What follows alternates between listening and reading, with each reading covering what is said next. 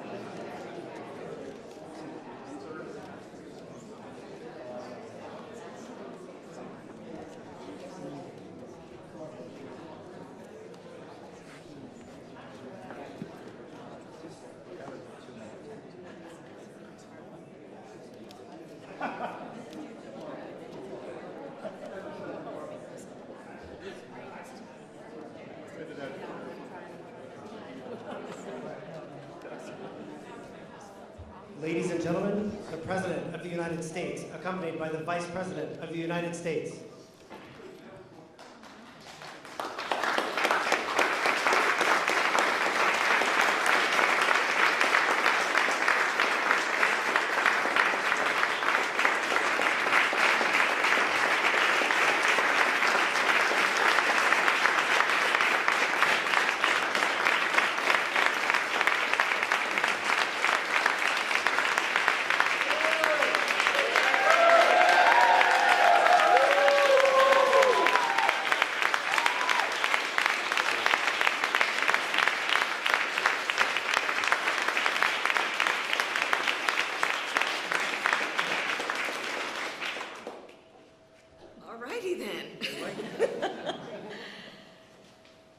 Good afternoon, everyone. Good afternoon. Let me start by saying to all of the leaders here, thank you. Thank you. To the members of our United States Congress on both sides of the aisle who helped pass the COVID-19 Hate Crimes Act, thank you.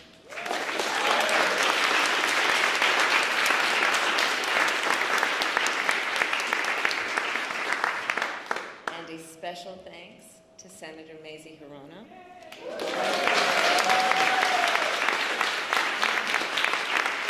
and Congresswoman Grace Meng,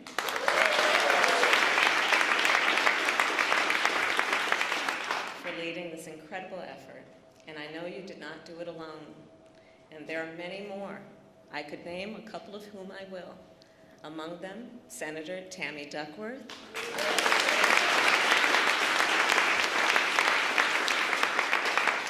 Senator Richard Blumenthal,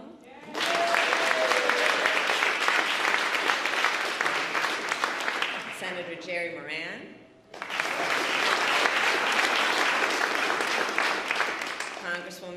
Chu, Congressman Don Beyer, and Congressman Fred Upton. Because of you, history will remember this day and this moment when our nation took action to combat hate. Thank you all. Around this time last year, when I was in the Senate, Senator Hirono and Senator Duckworth and I introduced a resolution in the United States Senate condemning the rise of anti-Asian sentiment in our country. At that time, more than 1,100 anti-Asian hate incidents had been reported since the start of the pandemic. Today, that number is more than 6,600. And I'm talking about incidents where businesses are being vandalized in our biggest cities and in our smallest towns. I'm talking about a 61-year-old man getting kicked in the head, 2 elderly women being stabbed while waiting for the bus, 8 people in Atlanta getting shot on a Tuesday night. This violence, it did not come from nowhere, and none of it is new.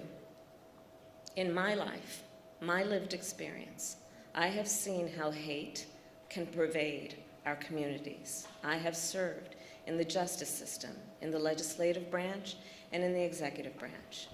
I have seen how hate can impede our progress. And I have seen how people uniting against hate can strengthen our country. Those here today are united. This bill brings us one step closer to stopping hate, not only for Asian Americans, but for all Americans. It will expedite the Justice Department's review of hate crimes, every type of hate crime. It will designate an official at the department to oversee the effort, and it will expand efforts to make the reporting of hate crimes more accessible at the local and state levels. But after the President signs this bill today, our work will not be done. Here is the truth. Racism exists in America. Xenophobia exists in America. Anti-Semitism, Islamophobia, homophobia, transphobia, it all exists. And so the work to address injustice, wherever it exists, remains the work ahead. My fellow Americans, it is my great honor to mention and to say to you what you already know. We have a President of the United States in one Joe Biden who is committed to this work. He is determined to, I will quote from him, give hate no safe harbor. And I'll tell you firsthand, I've seen what you know. His actions match his powerful words. It is my great honor to introduce the President of the United States, Joe Biden.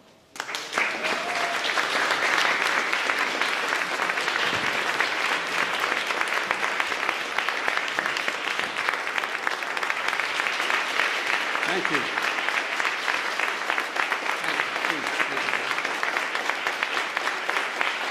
Thank you.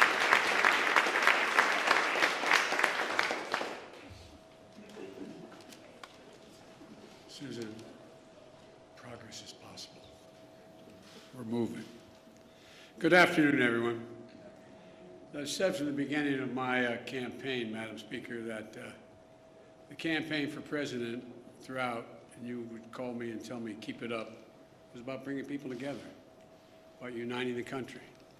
We need to unite as one people, one nation, one America. And that was the thing I was most often criticized about, saying, how can you unite the country? We must unite the country. I said it in my kickoff speech in Philadelphia. I said it again when I spoke at Gettysburg, and I emphasized it in my inaugural address. A lot of people, pressed to elected officials, were somewhat skeptical of that could be done. It's just beginning, but I'm confident we can do this and so much more. And I believe with every fiber of my being that there are simple core values and beliefs that should bring us together as Americans. One of them is standing together against hate, against racism, the ugly poison that has long haunted and plagued our nation. Today, I can say that because of all of you, many of you sitting right in front of me, you've taken that first step. It's an important step. I'd like to thank the Congress and the members who are here today, Democrats and Republicans, who came together to get the COVID-19 Hate Crimes Act on my desk. Well, on a desk I'm about to sign. But I want to thank the Majority Leader Schumer, and I want to thank Speaker Pelosi for your leadership. I also want to thank the leader from the state of Kentucky for letting it go forward. It's important. It's important. Most of all, Maisie, or Senator, I called you Maisie. I apologize, Maisie. I call Chuck anyway. Yeah. Senator Hirano, Senator Tammy Duckworth, who helped deliver this 94-1 vote.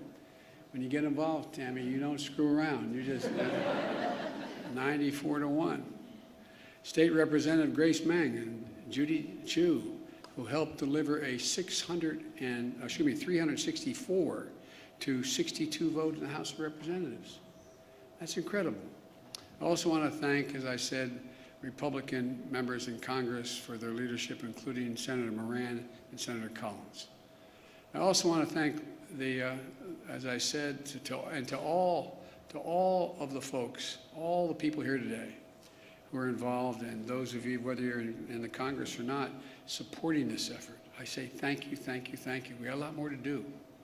But we simply haven't seen this kind of bipartisanship for much too long in Washington. You're showing that our democracy can work and deliver for the American people.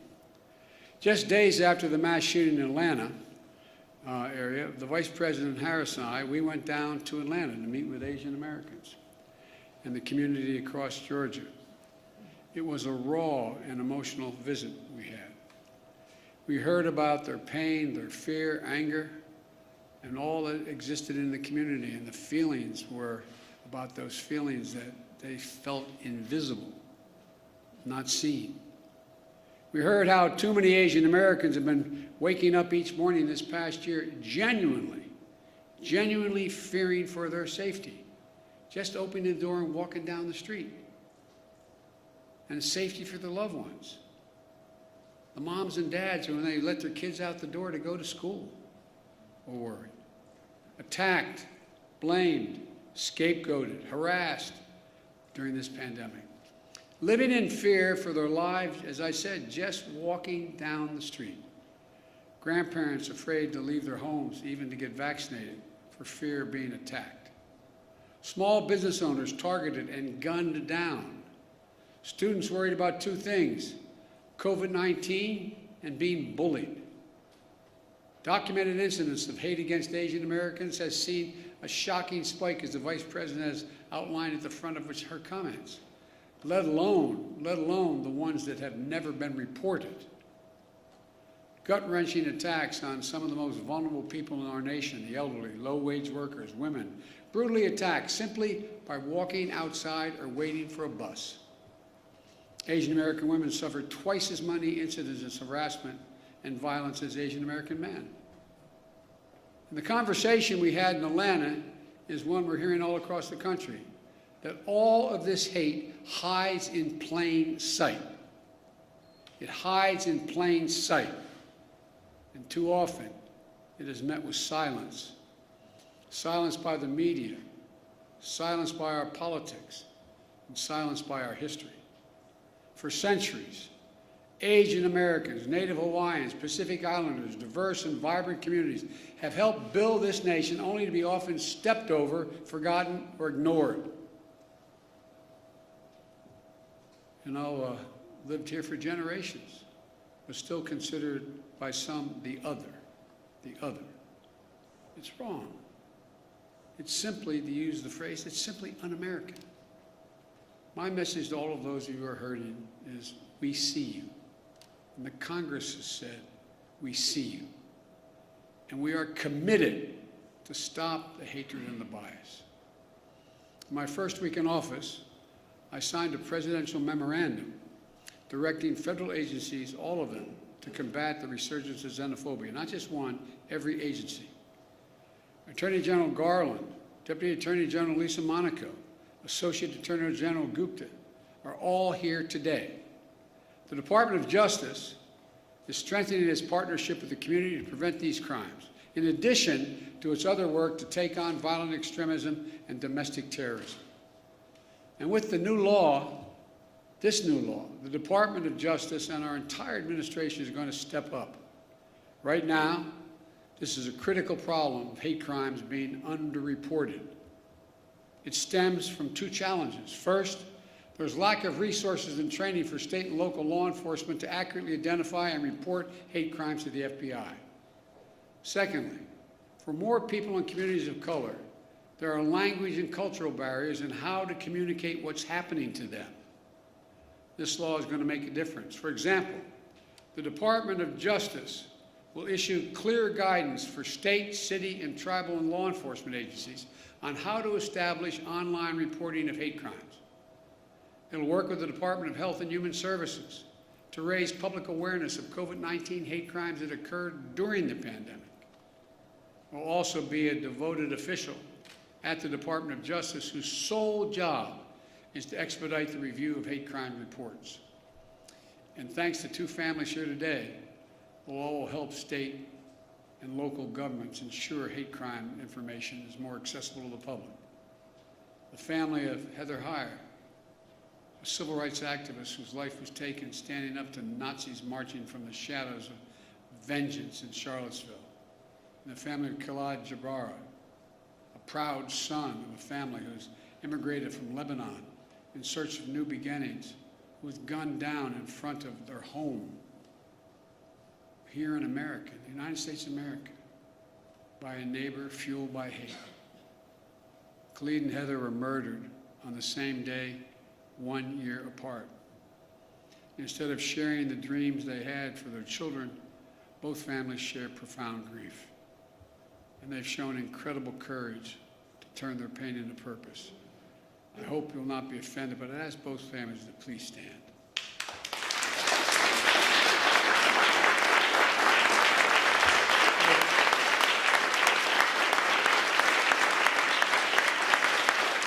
I want to thank you.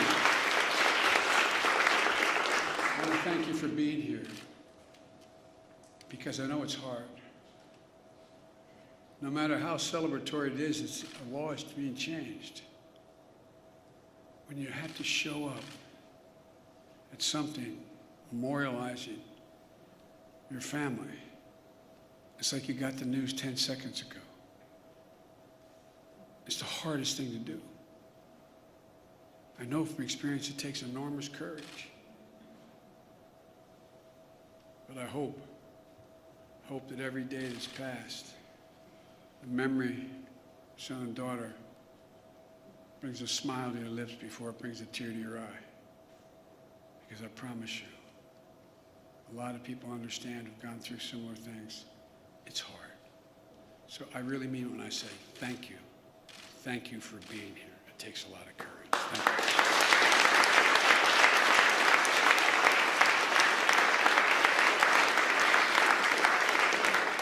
Because of you, the amendment named in honor of Khalid and Heather is now law, to make sure that hate crimes are more accurately counted and reported, and hopefully leading to a continued focus on ending these crimes.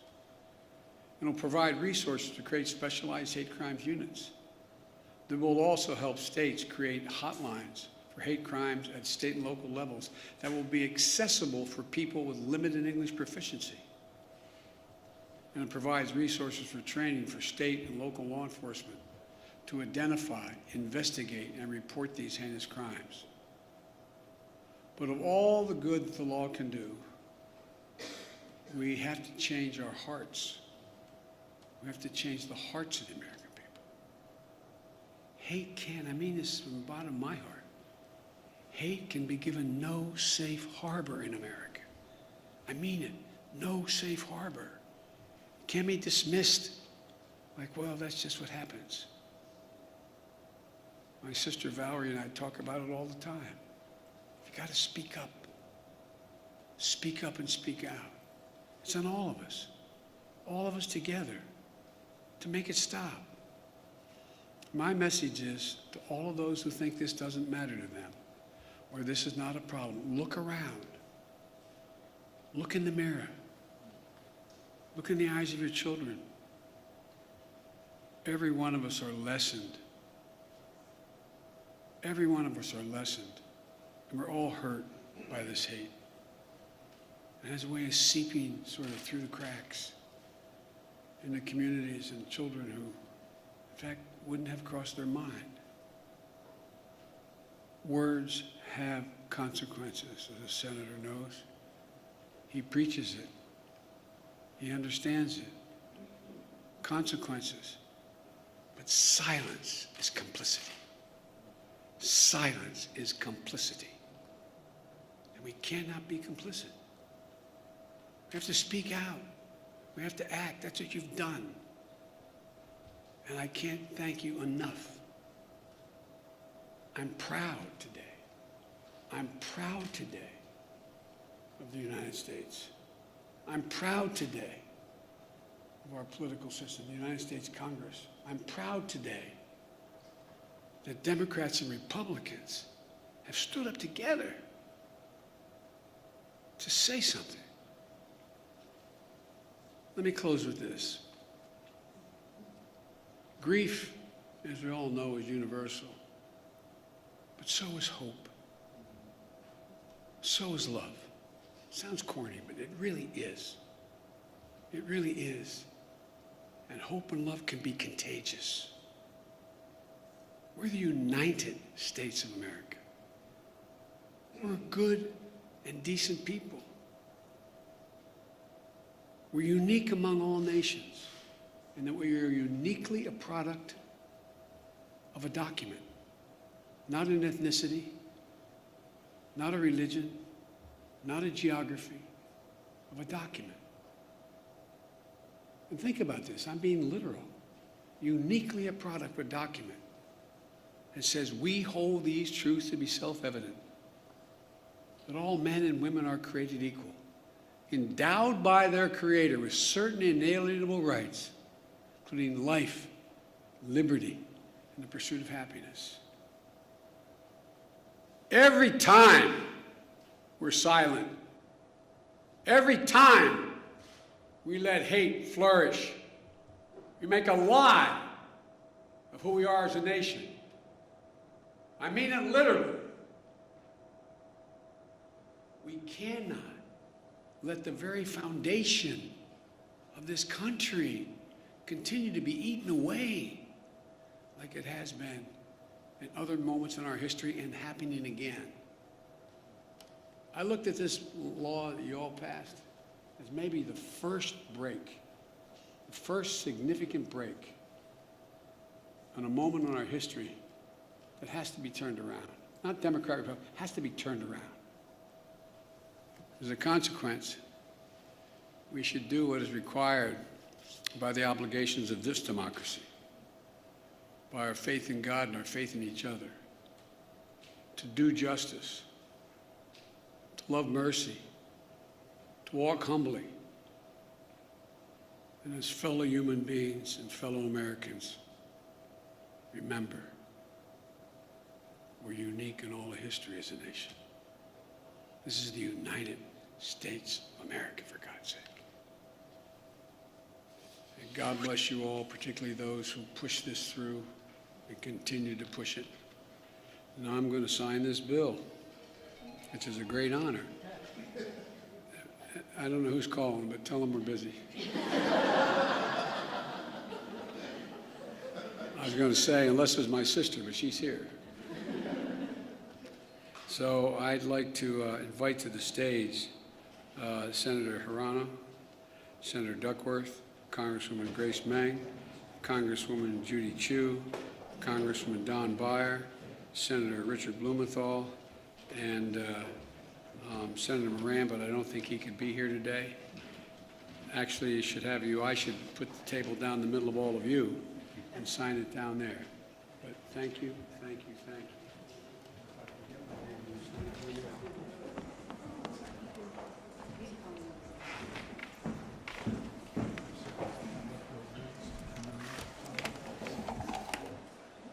All right.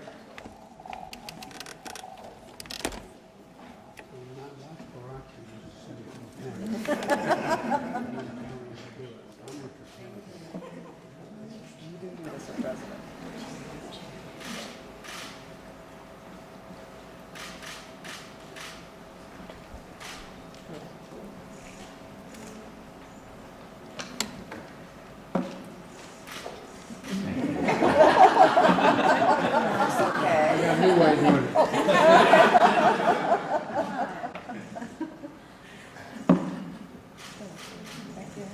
Oh, there you go, sorry. Thank you. Congratulations to you all.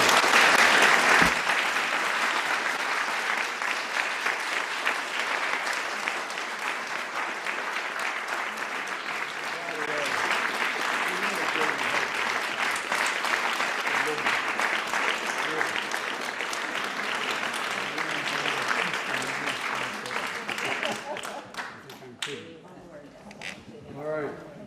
Thank you. I've heard you say this before as I walk out of my grandpa's house. Every time he said, Joey, keep the faith. My grandmother said, no, Joey, spread it. Let's go spread that faith. Okay? All right. Hey, gentlemen.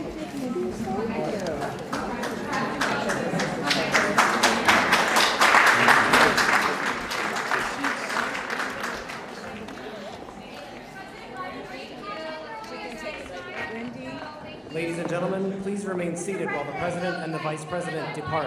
Thank you.